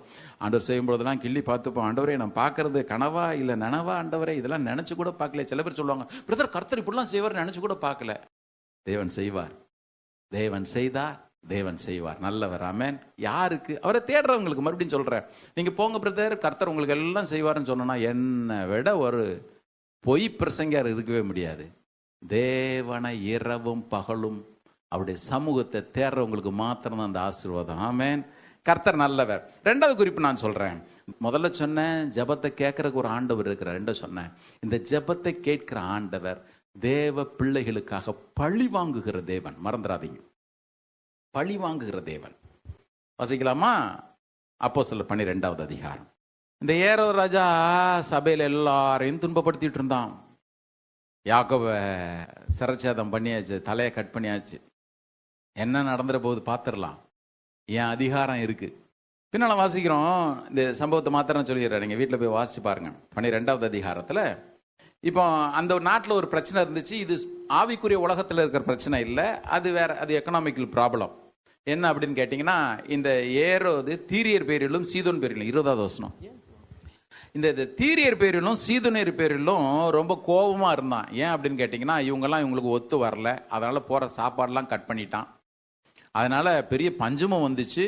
இப்போ இவங்கெல்லாம் பேசுறதுக்கு வந்திருக்கிறாங்க, சமாதானம் பேசுறதுக்கு. ராஜாவின் வீட்டு விசாரணைக்காரனாகிய பிளாஸ்து அவனை போய் ஆள் அப்படி கைக்குள்ள போட்டு, எப்பா கொஞ்சம் ராஜா கிட்ட ரெக்கமெண்ட் பண்ணு. இப்போ அந்த தீரியர் சீதோனியருக்காக இந்த பிளாஸ்து அப்படின்றவன் ரெக்கமெண்ட் பண்றான் ராஜா கிட்ட. இப்போ ராஜாவும் ஏதோ சமாதானமாகி உங்களுக்கு சாப்பாடு தானப்பா வரணும், ஒழுங்கா தானியங்கள்லாம் அனுப்புறேன்னு சொல்லி அனுப்பிச்சிட்டாரு.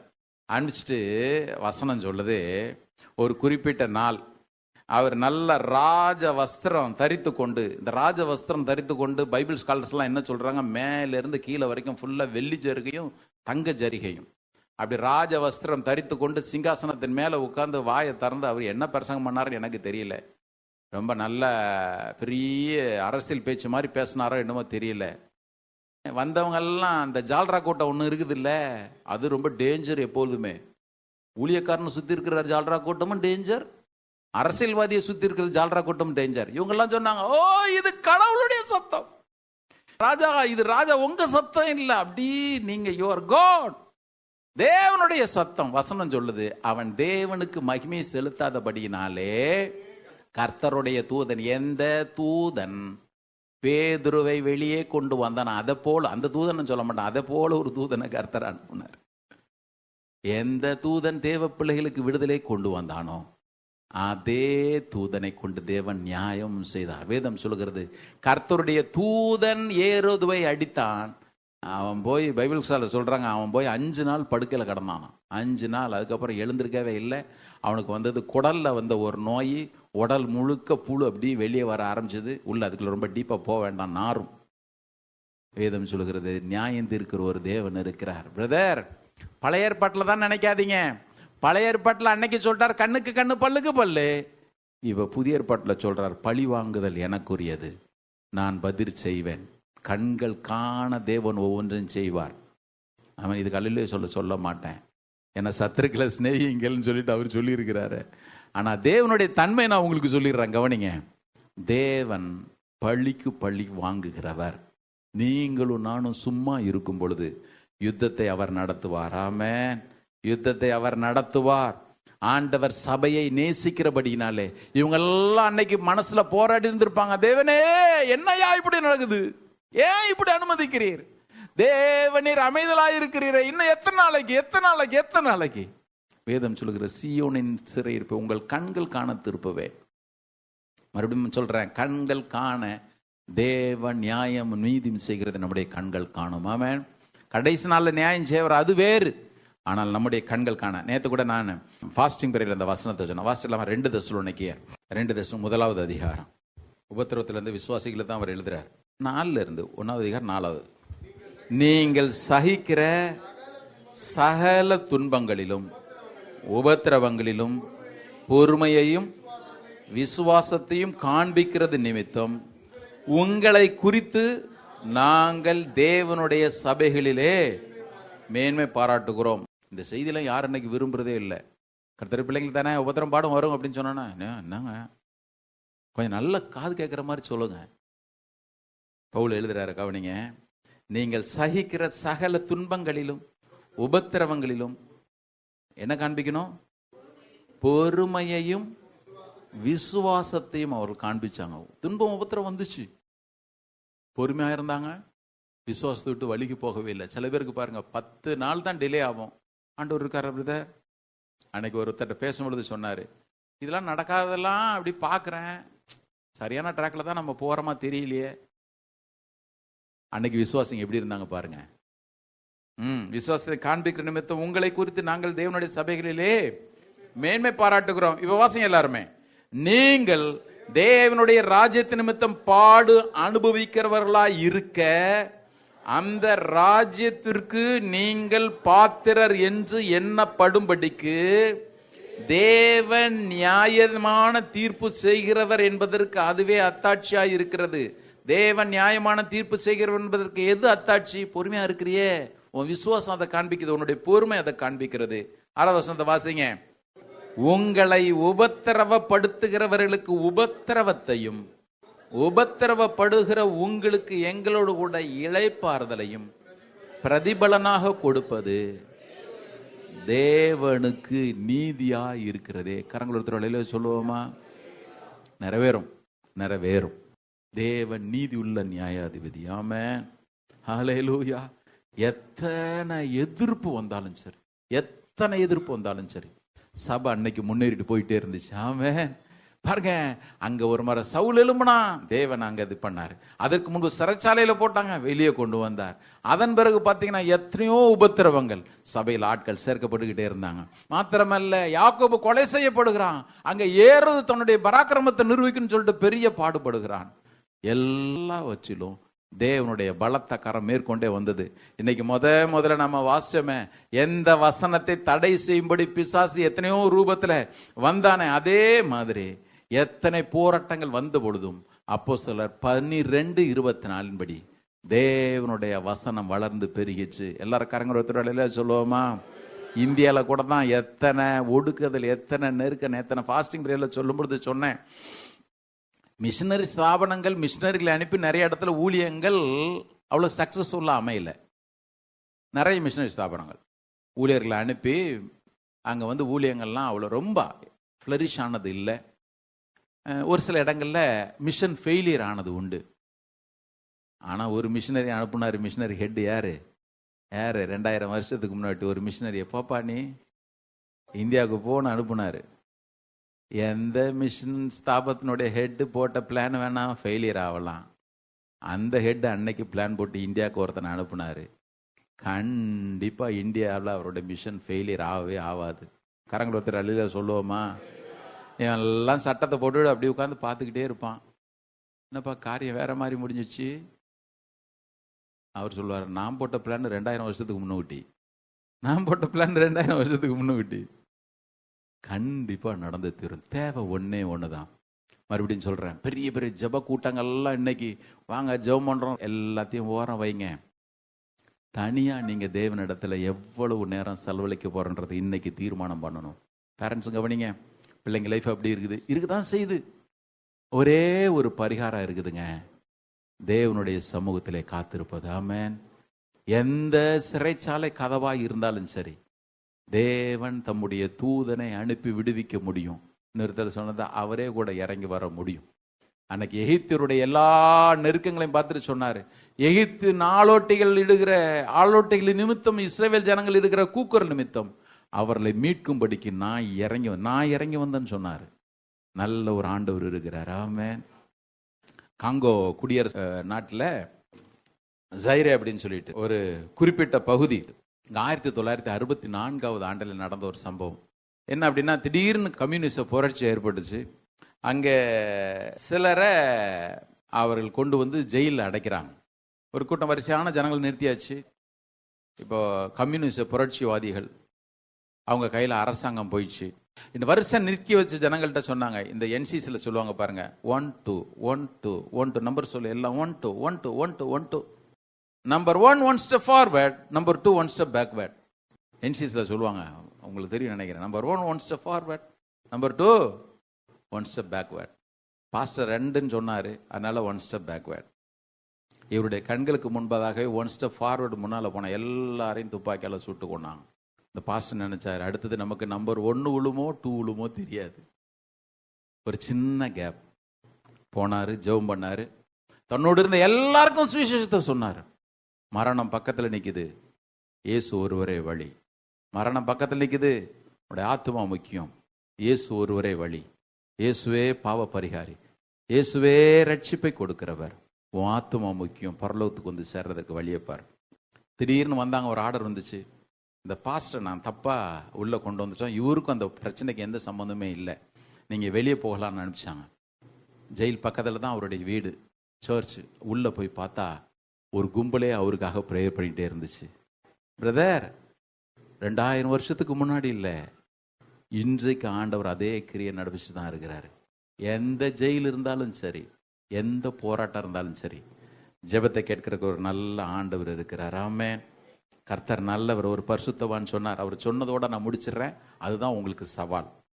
ஒரு பரிசுத்தவான் சொன்னாரு, ஞாயிற்றுக்கிழமை ஆராதனை அநேக விசுவாசிகளுக்கு பிடிக்கும். ஏன் அப்படின்னு கேட்டீங்கன்னா, ஞாயிற்றுக்கிழமை ஆராதனை ஏன் பிடிக்குது அப்படின்னா, அங்க நடக்கிற இனிமையான ஆராதனை கேட்க பிடிக்கிறதுனால். விசேஷித்த கூட்டங்கள் நிறைய பிடிக்கும். ஏன் அப்படின்னு கேட்டீங்கன்னா, அங்க இருக்கிற பிரீச்சர் ரொம்ப நல்ல பிரசங்கம் பண்றதுனால. ஆனால் ஜெப கூடுகை என்பது சிலருக்கு மாத்திரம்தான் பிடிக்கும். ஏன் தெரியுமா? அவர்களுக்கு இயேசுவை பிடிக்கிறதுனால. சொல்றது உங்களுக்கு புரியுதா? ஞாயிற்றுக்கிழமை ஆராதனை போறோம், கூட்டம் அப்படி நிரம்பி வழியும். ஏன்? ஆராதனை ஒரு 3 மணி நேரம், ஸ்பெஷல் மீட்டிங் பிரதர். அங்கிருந்து அவர் பிரசித்தி பெற்ற ஒரு செலிபிரிட்டி, கிறிஸ்டியன் செலிபிரிட்டி வேற இப்ப சொல்றோமே, கிறிஸ்டியன் செலிபிரிட்டியில ஒருத்தர் வர்றாரு, செலிபிரிட்டிஸ்ல ஒருத்தர், அவர் வர்றாரு, அதனால கூட்டம். ஆனா பிரேயர்னு வரும்பொழுது ஜஸ்ட் ஹேண்ட்ஃபுல் ஆஃப் பீப்புள் தான். ஏன் தெரியுமா? இயேசு பிடிக்கிற அனுபவம் குறைவா இருக்கிறதுனால. யார் யாருக்கெல்லாம் எனக்கு இயேசு பிடிக்கும்னு சொல்றாங்களோ அவர்கள் ஒருவர் கூட ஜெபத்தில் அவரோட நேரம் செலவழிக்காம இருக்கவே முடியாது. பிரதர், சிஸ்டர், அவரிடத்துல நேரம் செலவழிக்காம, அவருக்குரியதை அவருக்கு கொடுக்காம, அவரை உங்கள் ஆண்டவர் என்று சொல்லுவதும் அபத்தம், அவரை உங்களுடைய மீட்பர் என்று சொல்வதும் அபத்தம். அவர் சொல்றார், நான் கர்த்தரனா எனக்குள்ள கனம் எங்க? நான் எஜமானனால எனக்கு பயப்படுற பயம் எங்க? இன்னைக்கு ஆண்டவர் நமக்கு உதவி செய்வாராக. எல்லாவற்றிற்கும் ஒரே ஒரு சொல்யூஷன் தான். தேவனுடைய பிள்ளையினுடைய வாழ்க்கையில நான் ஜெபம் சொல்லும் பொழுது அதுக்குள்ள வேத வாசிப்பும் அடங்கும், அவரை தியானிக்கிற தியானம் அடங்கும், எல்லாம் அடங்கும். நீங்க வெறுமனே ஒரு நாளைக்கு நான் ஸ்தோத்திர பலிகள் 1000 புஸ்தகத்தை ஒரு முறை வாசிச்சுட்டு போயிட்டேன் பிரதர், நாளையில இருந்த தூக்கி ஓரம் வைங்க. அப்படி எழுத்தளவில் உதட்டளவில் இருக்கிறதெல்லாம் தூக்கி குப்பையில போடுங்க. The quality time with the Lord. எத்தனை பேர் இன்னைக்கு ஆயத்தமா இருக்கிறீங்கன்னு எனக்கு தெரியல. நான் நேற்று ஃபாஸ்டிங் ப்ரேயர்ல கூட சொன்னேன். சங்கீதக்காரன் சொல்றான், உன்னுடைய நீதி நியாயங்கள் நிமித்தம் ஒரு நாளில் 7 தடவை நான் உம்மை துதிக்கிறேன். கர்த்தனைக்கு அந்த வாஞ்சை நம்ம எல்லாருக்குள்ளையும் தருவாராக. இன்னைக்கு ஒரு தீர்மானம் ஆண்டவர்கிட்ட கேளுங்க, நான் உங்களோட இருக்கணும் ஐயா, இன்னும் உம்மை அறியணும், இன்னும் கிட்டி சேரணும் ஐயா, இன்னும் அறியணும், இன்னும் அறியணும், இன்னும் அறியணும்.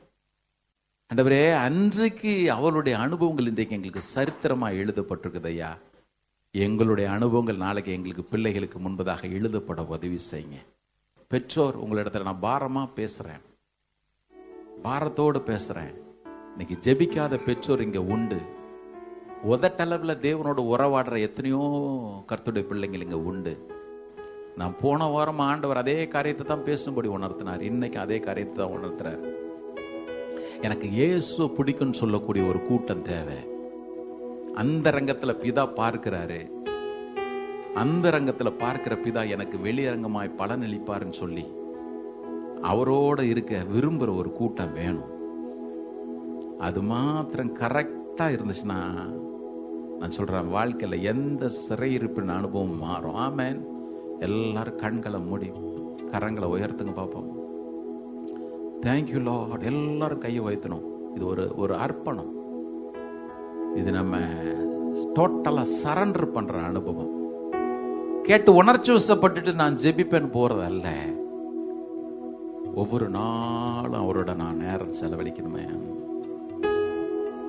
எல்லாரும் உள்ளத்தின் ஆழத்திலிருந்து தேங்க்யூ லார்ட். இன்னும் உம்மை அறியணுமே, இன்னும் உம்மை அறியணுமே, இன்னும் கிட்டி சேரணுமே, இன்னும் கிட்டி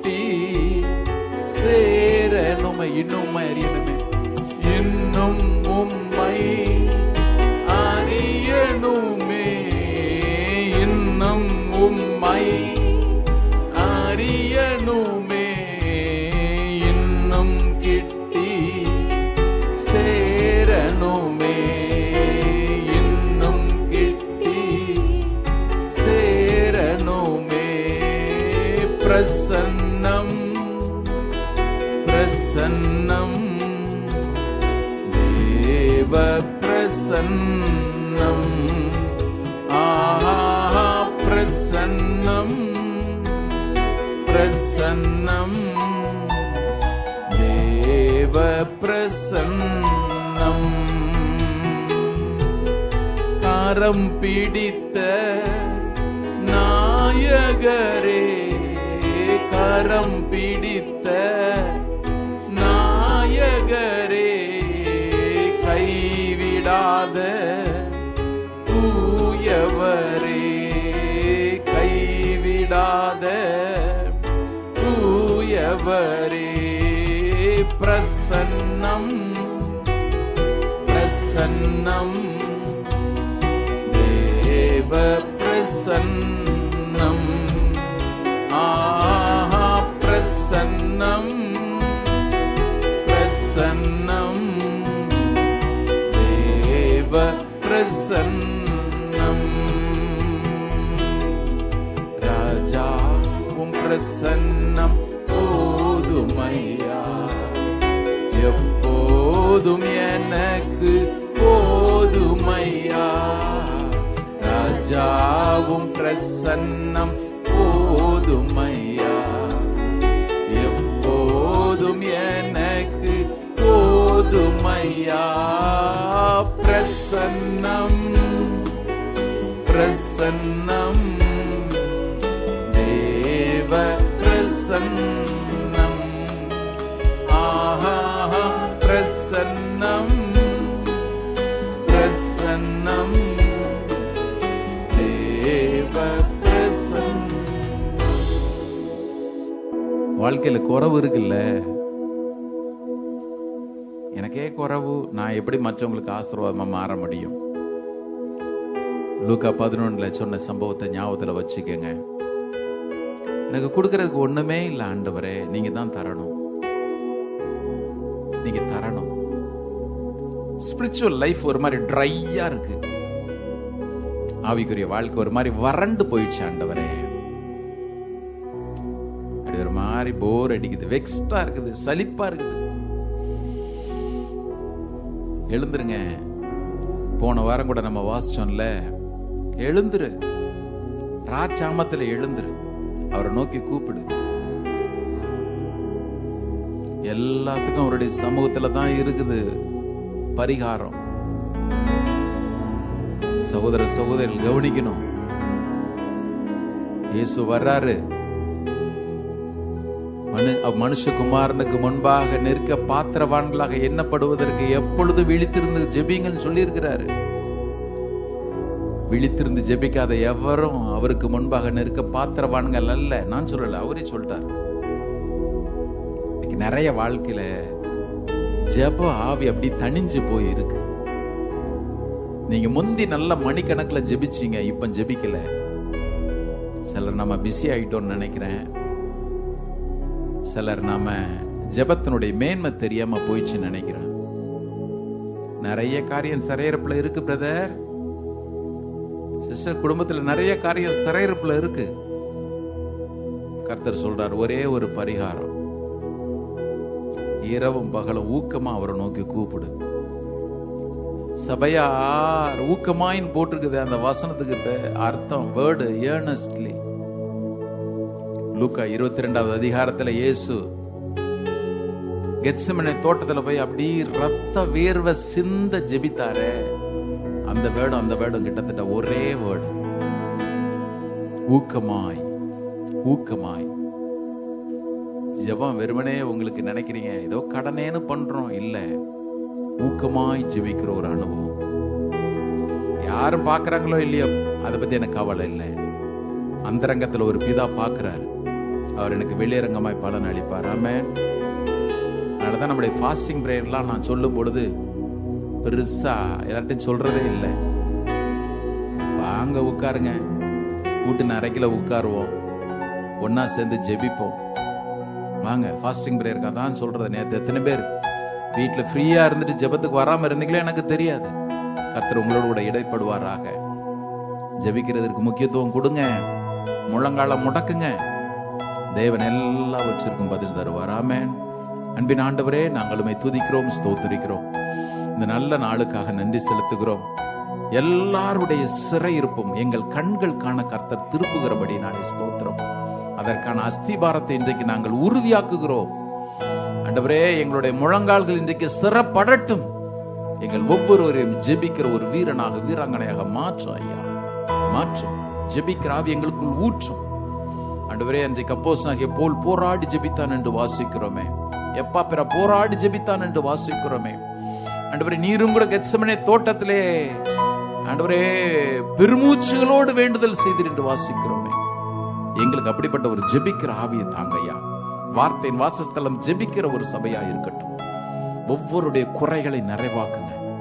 ஒவ்வொருடைய தடைகளும் தகர்ந்து போகட்டும். வியாதியின் கூர் முறிக்கப்படட்டும்.